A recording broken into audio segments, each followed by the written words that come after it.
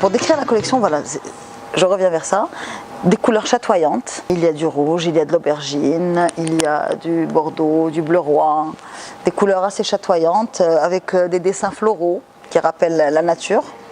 Destinées à la jeune mariée algérienne qui souhaiterait acheter des vêtements pour le jour de son mariage. En l'occurrence ici, les sources d'inspiration sont la nature. Donc j'aime bien observer une fleur et voir comment ça fonctionne. Un iris par exemple, on verra que l'iris, il y a beaucoup de pétales violines, un peu qui vont vers le bleu.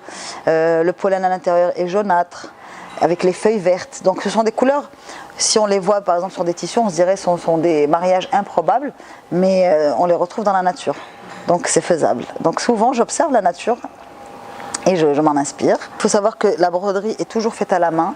C'est très important pour moi, l'artisanat à la main, donc c'est un point d'honneur que je mets là-dessus. Les canons de la beauté actuels sont par exemple des épaules larges, un cou allongé, il y a quand même une certaine forme, une taille fine, mais une poitrine généreuse, des hanches, etc. On n'a qu'à voir Kim Kardashian pour savoir ce qui est tendance aujourd'hui. C'est-à-dire les canons de la beauté du corps féminin aujourd'hui sont comme ça. Après, je crée la tendance par rapport aux couleurs, au mariage des couleurs, au mariage des styles, parce que là on est quand même dans un style algérien, mais la veste est quand même une veste, ça reste quand même une veste occidentale. Donc on est obligé d'être cohérent avec la tendance actuelle. J'observe ce qui se passe effectivement et on s'en imprègne malgré soi. Après, on crée à sa façon. On peut à la limite, sur cette veste par exemple, on va retrouver des touches peut-être d'une veste typique des années 60 de Dior. Parce que c'est très structuré, il y a une découpe particulière, on veut créer des volumes, etc. On va s'en inspirer, mais on ne va pas copier.